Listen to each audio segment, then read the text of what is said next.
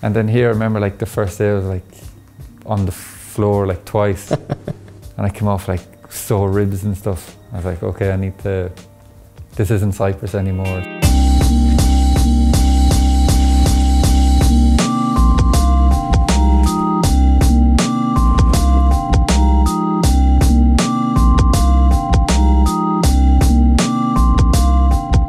You like to do things differently, don't you? Maybe, but not intentionally. I don't think, okay, if everyone likes this, I have to like something else. It's just, I don't know, it's just the way it is. Normally, people from here emigrate to Dublin, Glasgow to find work and a new life. You do it the other way around. Yeah, I've actually seen like a few friends and stuff joking about like, I'm going the other way, it's normally like you say. But I think that kind of, it helps me to come over. There's almost like a special bond between Irish and Polish. Where I'm from, there's quite a strong Polish community. They've got quite a good name in Ireland, like as hardworking and don't really cause much trouble or anything. So I knew I was coming to a country with nice, friendly people. Why not UK? Why seeking chances in Bulgaria, Cyprus, Poland? Why you chose the path that actually non-Irish? I wouldn't say I chose it. It's the opportunities came up, and I was happy to go with them and take them. What surprised you most in Poland? I think just the physical demand in training and games.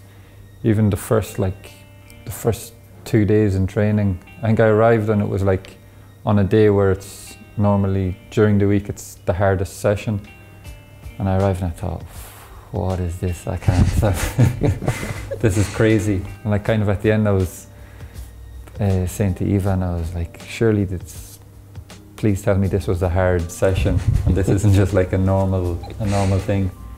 The way of playing, it's hard, it's tough. There's a lot more work needed in games to what I was used to in Cyprus. Whereas there I would have considered myself to be quite fit.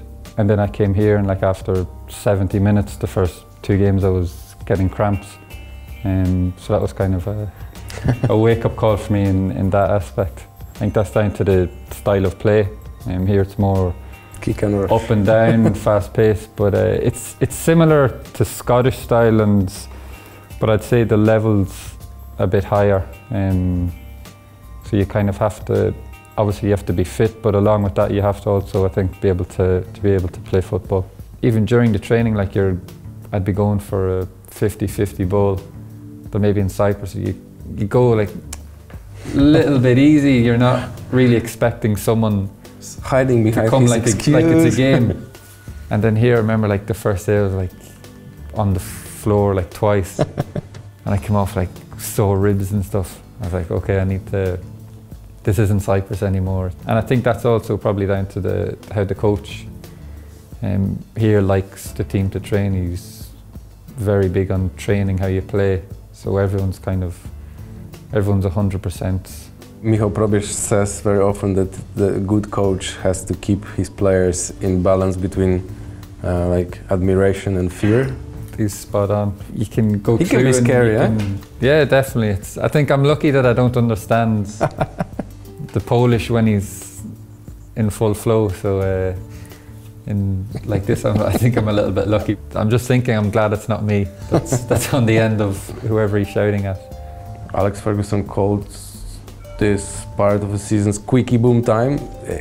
Do you notice it now in the changing room that actually nerves play the most important part?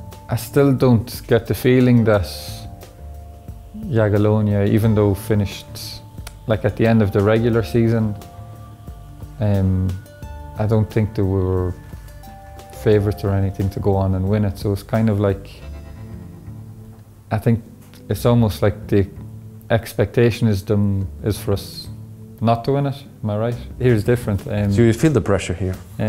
Yeah, definitely. But not pressure like and at Cyprus it's excitement as well. There's a. They're not saying you must win the league. They're like, oh, please, like try and win. Do it for us. Yeah, it's different. Where in Cyprus, you're like the minimum at APOEL was if you don't win the league, it's. And you had visits from fans, yes? Yeah, you get it quite a lot. It's. But at the training center, or at. We're knocking at your door. No, the training ground. It's the first time it happens, and the first few times you're kind of like, what? You always stood out, yeah. Not only for your stature, but you just stood out. A little bit different kind of footballer, breed of football.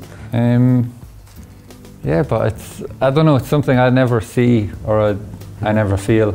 You don't have a lifestyle of a footballer, you don't have clothes of a footballer. I would say it's more like a musician's image than a footballer's. Yeah, I don't know, maybe. Doing yoga, being veggie, using a sport psychologist. The yoga and my diet, I don't want to say vegan because if I say it's vegan, then people pull me up on stupid things like every now and again I might have like a Haribo and I say, oh no, there's this and that, and like I'll still wear leather clothes and stuff like this. The diet and the yoga kind of recently came when the yoga I started thinking for the future because I've heard some other footballers who finished and said they started it like late in their career, and one of the things they said was if they could go back, they'd definitely have done it earlier on. Germans, the world champions, this is the team of yoga. So. Yeah, exactly. That was definitely kind of the key reason behind doing that. And then with the diet, it was weird. It was like, maybe a month or two, my girlfriend was doing it, and she was never saying to me like. But it happened in Poland or in Cyprus. So thank God. Like a year ago now. It's something with our meat. No. And like she wasn't saying to me, oh, don't eat meat, don't eat this. Wasn't like trying to get me to change or convert or anything. And she'd be telling me like whatever the bad things. I was like, whatever, don't care, I'm enjoying this steak. Because I loved meat, I really enjoyed it. And then one day I was just seen like a video on YouTube or something. A guy was talking for like 5 minutes doing an interview why he was vegan. And I don't know, so I was just like, okay, now I'll try it and see what it's like. I said I'll try it for like a month. And after a month I felt huge difference, like energy levels, everything. And I kind of started it when we done a pre-season, which is normally you're doing the hardest training. And during this it was the best I've ever felt. Like my recovery, everything was just miles better. And from then it's been easy for me to keep doing it because I feel the benefits. You can start a new phenomenon like a gluten-free wave. Gluten-free is a little bit, it's a bit more hardcore, I think. I don't know if I can go that far yet. But Jagiellonia stuff, they don't mind. They'd mind if it was affecting me. If I was coming into training and like getting fatigued and looking tired and stuff like this, then obviously they're going to worry.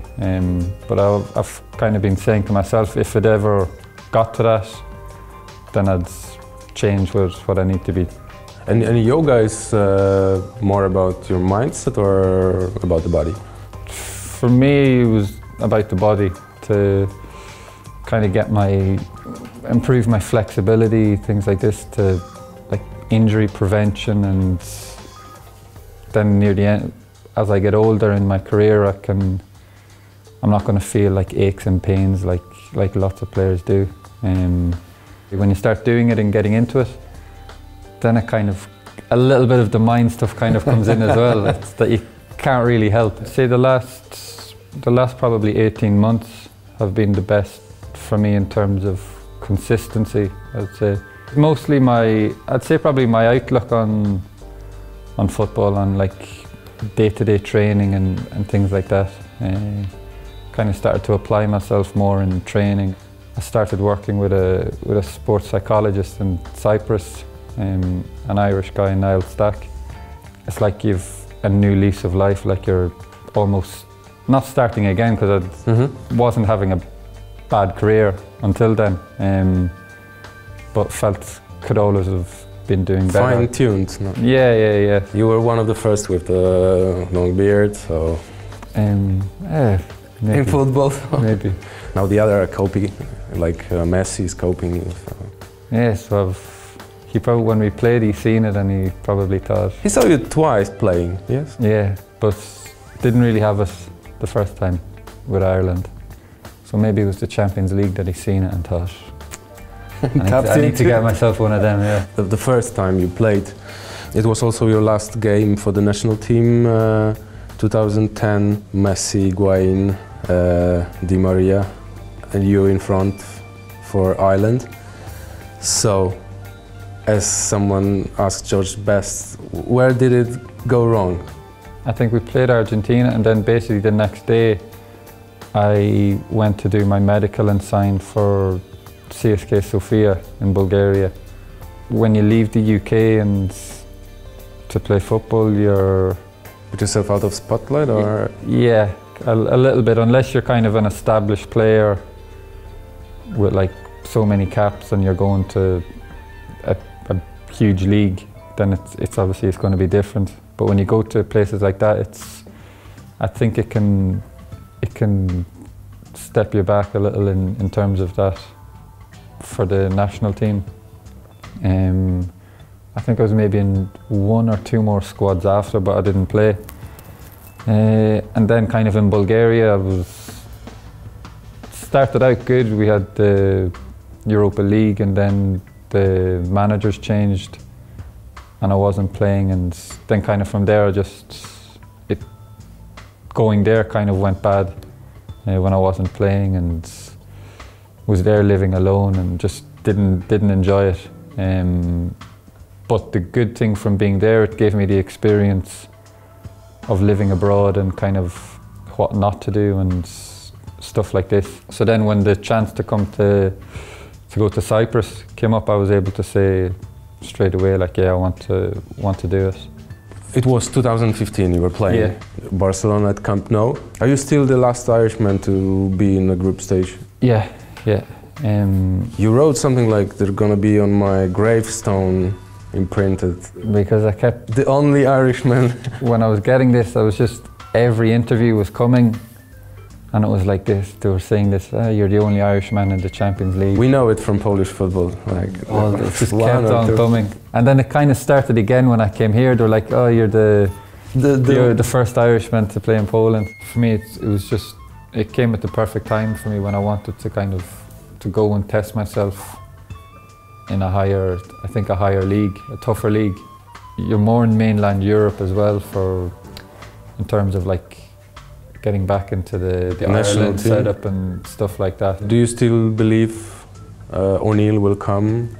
If he does come, then good, but I can't change how I approach games or how I'm playing, thinking, okay, he's not here today. Just have to treat it as if he's always watching.